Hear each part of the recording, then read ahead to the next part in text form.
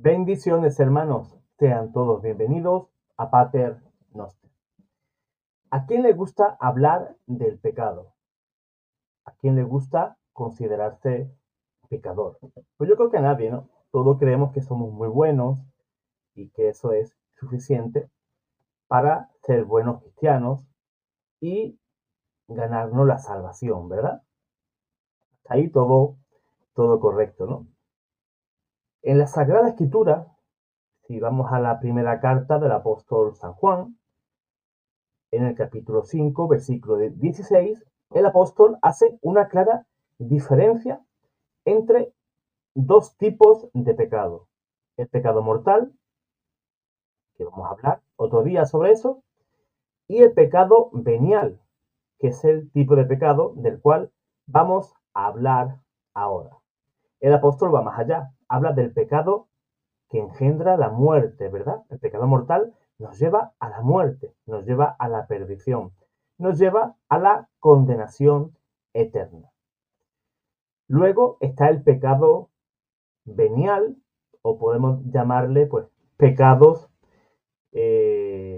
no graves o pecados de no muerte, ¿verdad?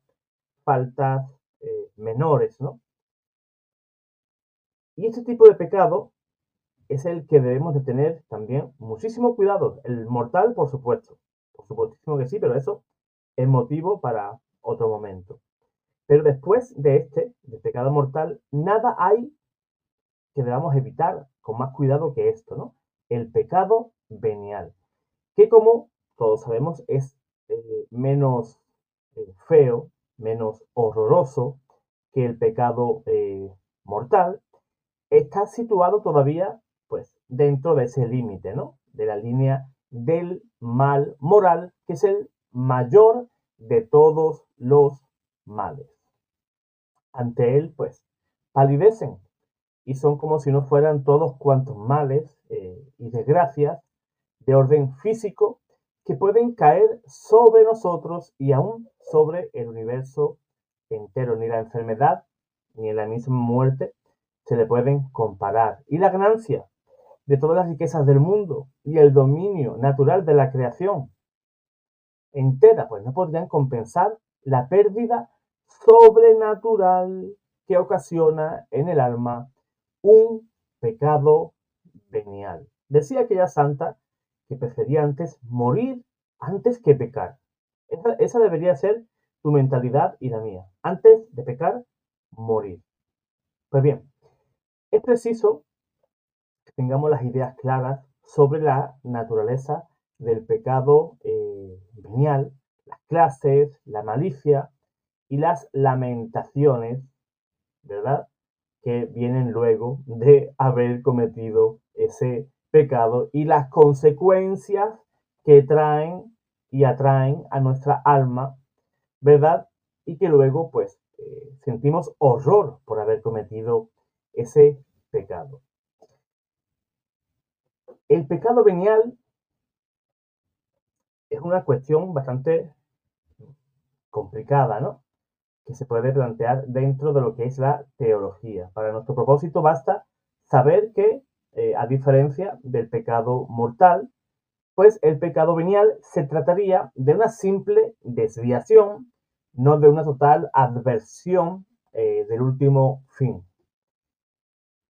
Podríamos decir que el pecado venial es una enfermedad del alma, pero no es la muerte de esta, que sí se daría con el pecado mortal. El pecador que comete un pecado mortal, ¿verdad? Es como, imaginemos que es como un viajero que pretendiendo llegar a un punto determinado, se pone de pronto de espaldas a él y empieza a caminar en el sentido contrario.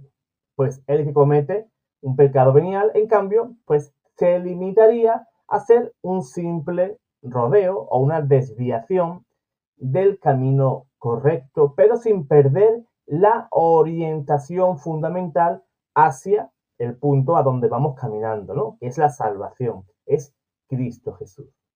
Pues bien, dentro de los pecados veniales, pues se distinguen claramente tres clases. Por su propio género, ¿verdad? O sea, los de la misma naturaleza no envuelven, sino una especie de una leve desorden o una pequeña desviación, una pequeña mentira, ¿verdad? Sin perjuicio, pues, a nadie, ¿verdad?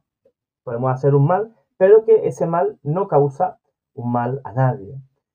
Otra clase de pecado venial sería, pues por parvedad de materia, o sea, aquellos pecados que de suyo están gravemente prohibidos, pero que por la pequeñez de la materia no envuelven sino un ligero desorden. Por ejemplo, el robo de una moneda pequeña, ¿verdad?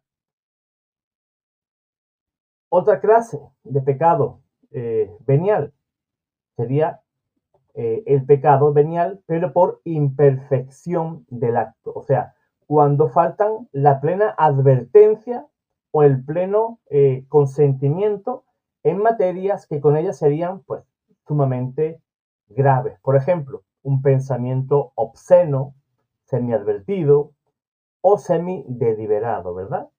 Un pensamiento obsceno no es algo que tú estés buscando, ¿no? Sino que en un momento dado puedes sentir, ¿no? Ese pantallazo en tu mente, en tu alma, ¿verdad? Cosa que luego, pues, por medio de la gracia, pues tratamos de repeler ese ataque. Pues también deberíamos de hablar, es importante de hacerlo, ¿verdad? Sobre la malicia del pecado venial. Hay un abismo entre un pecado venial y un pecado mortal, ¿verdad?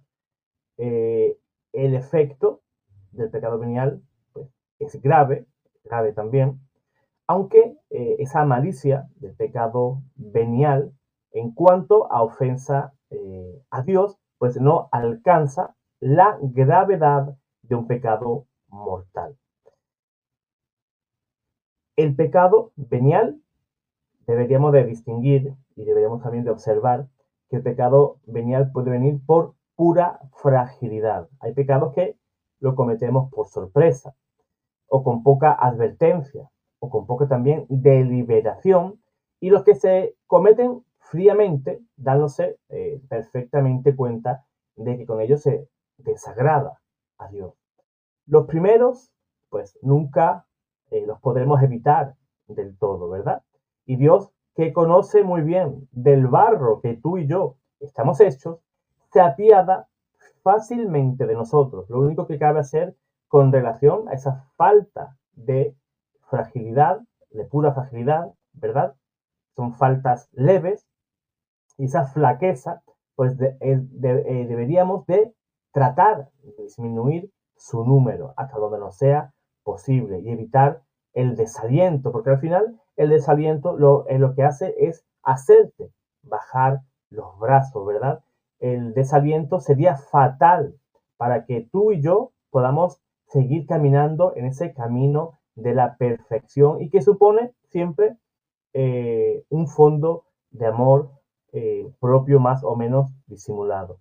Vamos a escuchar lo que dijo sobre este punto, o vamos a leer en este caso, lo que decía San Francisco de Sales al respecto. Aunque es razón sentir disgusto a pesar de haber cometido algunas faltas, no ha de ser de disgusto agrio, enfadoso, picante y colérico, y así es gran defecto el de aquellos que viéndose encolerizados se impacientan de su impaciencia misma y se enfadan de su mismo enfado.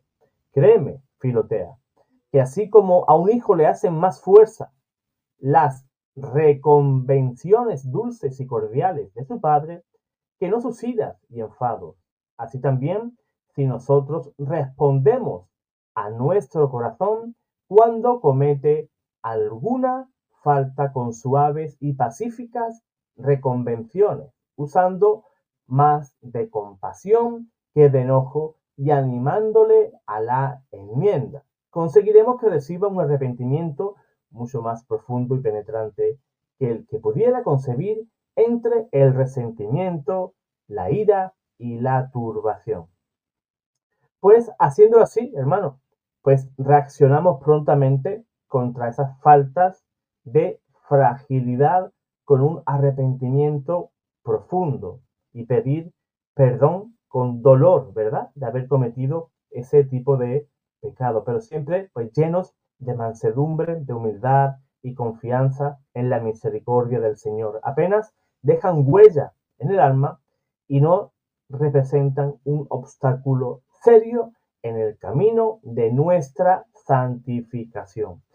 Pero cuando los pecados veniales pues, se cometen de una manera fría, se cometen fríamente, dándose en el sujeto pues la perfecta cuenta de que es pecado, con plena advertencia y con plena deliberación, pues entonces representan un obstáculo insuperable para el perfeccionamiento del alma. Imposible dar un paso en firme en el camino de la santidad. Esos pecados cometidos con tanta indelicadeza y desenfado entristecen al Espíritu Santo, como el mismo apóstol San Pablo nos lo dice en Efesios capítulo 4, versículo 30, ¿verdad? Hay personas que, yo he visto a personas que insultan a cualquier persona por el simple hecho de verlo y son incapaces de pararse a pensar y decir, bueno, ¿qué estoy haciendo? Personas que eh, ven a otra y sin haberle hecho absolutamente nada, solamente por su aspecto físico o su manera de hablar, pues ya están hablando mal de aquella persona sin ni siquiera conocerla. Y estamos faltando a la caridad, ¿verdad? Y son personas que luego cuando dicen o sueltan cualquier palabra fea, dicen, vaya, otra vez lo volví a hacer. Pero es que ese ímpetu, ¿verdad? Esa maldad, por decirlo de alguna manera, les vence, ¿no? Ven a cualquier persona que no les simpatiza y dicen, mira qué camiseta más fea lleva ese señor o esa señora. Y luego dicen, otra vez lo hice. ¿Por qué me tengo que meter como viste aquella persona? Y son pecados que, aunque hieren a Dios, jamás podemos compararlo con un pecado mortal, ¿verdad? Pero que cuando la persona no pone pies en pared, cuando la persona no quiere luchar contra eso, pues entonces nuestro camino de santidad pues queda pues en stand-by, ¿no? En un compás de espera. Pues bien, ahora quiero hablar sobre los efectos del pecado venial deliberado, o sea, el que tú y yo queremos hacer porque sí, porque me apetece hoy pecar, ¿verdad? Efectos del pecado venial con total deliberación y sus principales consecuencias, ¿no? De ese pecado venial cometido, pues nos priva, fíjate de lo que nos priva. En primer lugar, en esta vida nos va a privar de muchas gracias actuales que el Espíritu Santo tenía vinculadas a nuestra exactitud y fidelidad y destruidas por el pecado venial voluntario. También ese pecado venial deliberado va a disminuir tu fervor en la caridad y en la generosidad en el servicio de Dios. Ese fervor y generosidad supone un sincero deseo de la perfección y un esfuerzo constante hacia ella. Cosas del todo incompatibles, ¿verdad? Con el pecado venial voluntario. El que tú y yo hacemos a sabiendas, sí, lo hice, lo dije, ¿verdad? Sí, lo miré mal. ¿Y qué pasa? ¿Verdad? Ese tipo de acciones, ¿verdad? Que cometemos con total deliberación. Y a veces nos excusamos, ¿no? Sí, lo miré mal o le dije tal cosa porque yo sé, ¿verdad? Y siempre nos excusamos. Pero bueno, así de débiles pues, somos las personas, ¿no? Ese pecado venial deliberado aumenta las dificultades para el ejercicio de la virtud. es una resultante de las dos consecuencias anteriores que hemos dicho. Nos priva de muchas gracias actuales que el Espíritu Santo nos tenía preparadas. Y en segundo lugar, disminuye el fervor de la caridad, ¿verdad? Y la generosidad en el servicio a Dios. Además, el pecado venial nos va a predisponer para el pecado mortal. Es afirmación clara del Espíritu Santo que el que desprecia lo pequeño, poco a poco se precipitará, dice la Sagrada Escritura. Esto en cuanto a nuestra vida terrena. El pecado venial en la otra vida. Todos los pecados, yo siempre se lo digo a mi hijo,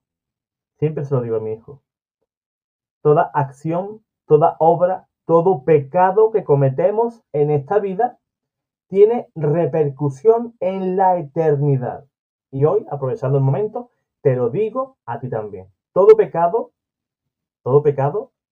pequeño, grande, mediano, todo y todas las acciones que cometemos hoy tienen repercusión y tienen un eco en la eternidad. En el infierno, por supuesto, ya no cabe más lamentación, ya estás en el infierno, ya estás perdido, estás condenado. Pues bien, ese pecado que sí tendrás que purgar en el purgatorio, ¿verdad? No acompañará. Ese pecado nos acompañará al purgatorio. Ese pecado venial, como he dicho, te hará lamentar porque tendrá repercusión en el purgatorio y también en el cielo. Fíjate, en el purgatorio la única razón de ser de las penas del purgatorio es el castigo y también la purificación del alma. Todo pecado, además de la culpa, cuando lo confesamos, ¿qué pasa? Nos perdonan la culpa, pero sigue estando presente un reato de pena que tenemos que satisfacer en esta vida, y si no en la otra. Un sacerdote amigo, explicando esto, ¿no?, sobre el purgatorio, nos dice, para que entendamos esto, lo de la culpa y la pena. Somos una tabla de madera y cada pecado que cometemos nos clavan un clavo. Mediante la confesión, ese clavo se saca. ¿Pero qué ocurre? Sacan el clavo, pero sigue habiendo un agujero, ¿verdad? Que eso sería la pena que tú y yo debemos de pagar y debemos de purificar en el purgatorio, ¿verdad? También el reato de pena procedente de los pecados mortales ya perdonados en cuanto a la culpa se nos perdona mediante la confesión, pero debemos de purgar y debemos de pagar, ¿verdad?, por esas penas que tenemos que aún que retribuir. En el cielo, por ejemplo, los aumentos de gracias santificantes, de que el alma quedó privada en esta vida por la sustracción de tantas gracias actuales en castigo de sus pecados veniales, tendrán una repercusión eterna. El alma tendrá en el cielo una gloria menor de la que hubiera podido alcanzar con un poco más de cuidado y un poco más de fidelidad a la gracia. Y lo que es infinitamente más lamentable todavía, glorificará menos a Dios por toda la eternidad. Y yo quiero agradar y yo quiero glorificar dentro de mis posibilidades lo más que pueda a nuestro Señor. Así que esta lucha que tenemos con el pecado, tómatela en serio y yo me la tomo también muy en serio. El grado de gloria propio y de glorificación divina está en relación directa con el grado de gracia conseguido aquí, en esta vida, ¿verdad? Ahora, tenemos también medios para poder combatir ese pecado o esos pecados veniales. Ante todo, es menester concebir horror, miedo, horrorizarte ante el pecado, no por miedo a que puedas ser castigado o miedo porque puedas ir al cielo y tener menos gloria, ¿no? Sino sentir, ¿cómo podría decir? Sentir horror, asquerosidad ante el pecado por amor a nuestro Señor. Porque no queremos herirle, porque sabemos que nos ama y no queremos herirle. Queremos estar junto a Él. Queremos llenarnos de su gracia, porque yo quiero glorificarle en el cielo. Y también quiero glorificarle aún desde aquí, desde la tierra, ¿verdad?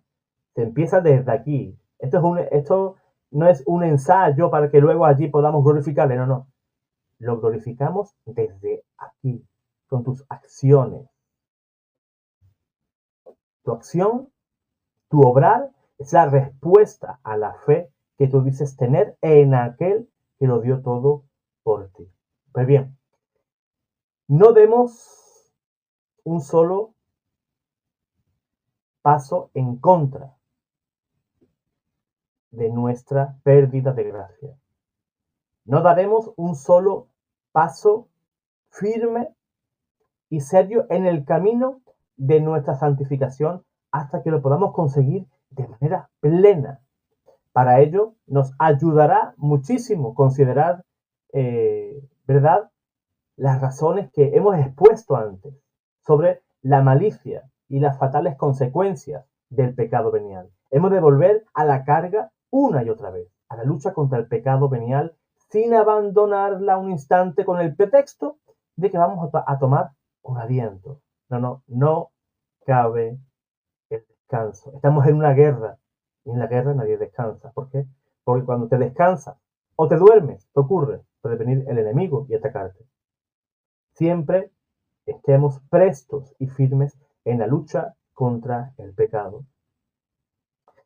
Esas paradas que podemos decir, vamos a descansar un poco, llevo demasiado tiempo luchando contra el pecado, vamos a descansar un poco, ¿verdad?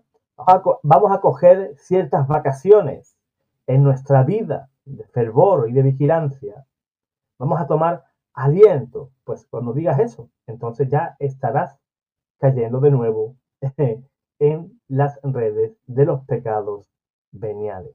Hay que ser fieles, hermanos, al examen de conciencia general y particular. Hemos de incrementar nuestro espíritu de sacrificio y también de oración. Hemos de guardar el recogimiento exterior e interior en la medida máxima que nos permitan nuestras obligaciones del propio Estado. Podemos estar trabajando y podemos estar rezando, por ejemplo.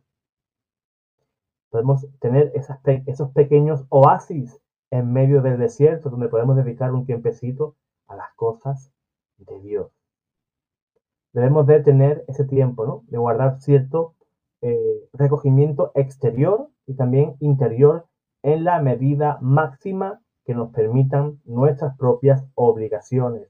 Hemos de recordar, en fin, el ejemplo de los santos que excitan nuestro deseo en perfeccionarnos por amor a Dios y a odiar y a detestar todo pecado venial, por chiquitito que sea.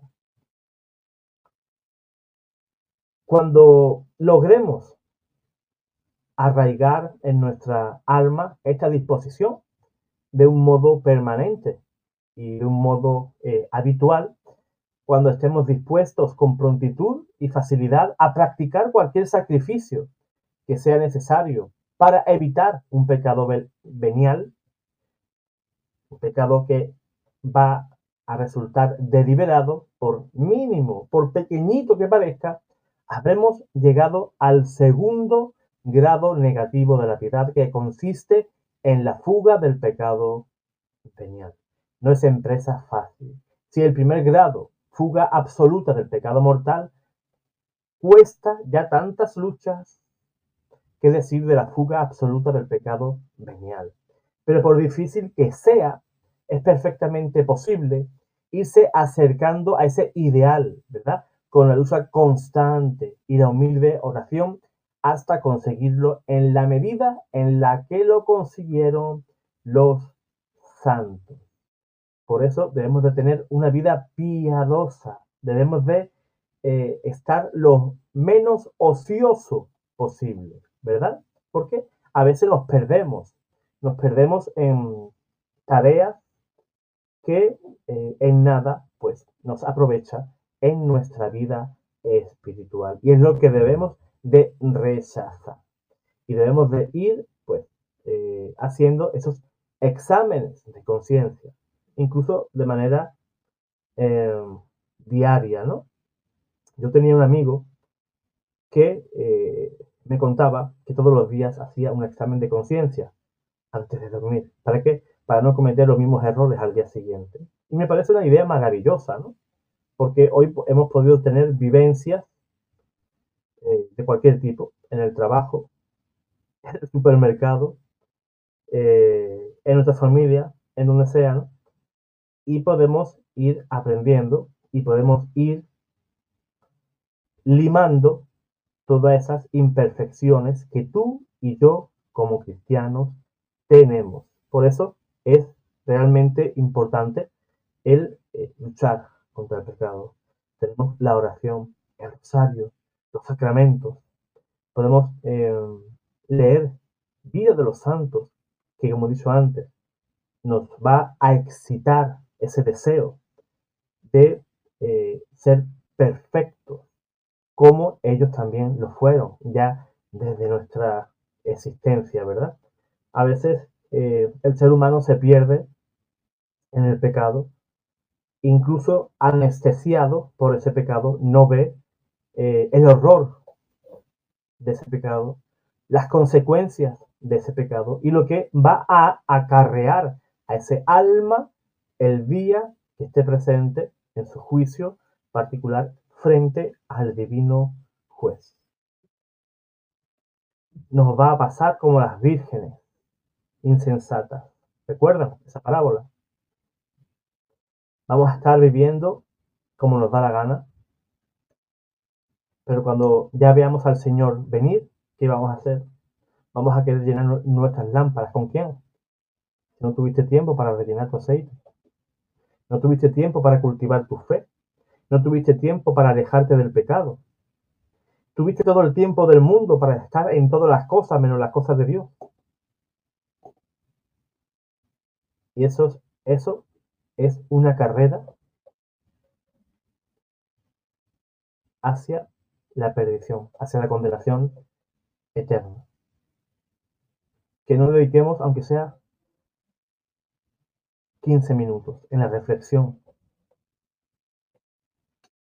en la meditación, en hablar con Dios. Porque la oración al final es eso, es un diálogo. La oración o rezar no es decir oraciones ya sean improvisadas, mentales, orales, sino que es un diálogo con aquel que tanto te ama. Tenemos un tiempo en el cual tu interlocutor te escucha. Tú estás rezando, tú estás orando. Señor, porque tanto te amo. Eres tan grandioso, me amas tanto, Señor, que me siento pequeñísimo delante de tu divina presencia. Y tú hablas, hablas y hablas. En el momento que te callas, en el momento que dices, amén, termina tu oración, o incluso en la mitad o en el ecuador de tu oración, te callas. Entonces el Señor te habla en tu corazón y te dice qué es lo que quiere y qué es lo que desea de ti. El Señor no para de hablarnos todo el día.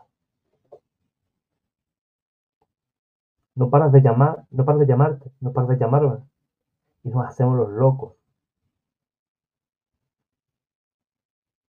Pero es que yo, José Manuel, yo no puedo ser como aquellos santos. Ellos estaban llenos de virtud, yo estoy lleno de defectos. Pero es que ser santo no es ir profetizando, sanando, levitando, realizando bilocaciones por diestro y siniestro, sino un pequeño gesto, Aguantar en la puerta a tu vecino que viene con bolsa, vienes cargado, vienes en la puerta de tu edificio y le aguantas la puerta. Fíjate ese gesto, un gesto de caridad, un gesto de empatía con aquel.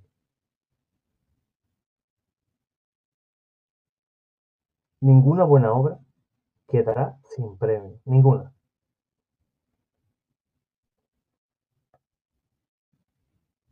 Por eso, hermanos, resumiendo, huyamos del pecado venial, por muy pequeñito que nos parezcan o insignificantes, pero son ofensas al amor misericordioso de Dios. Dios te guarde, Dios te bendiga.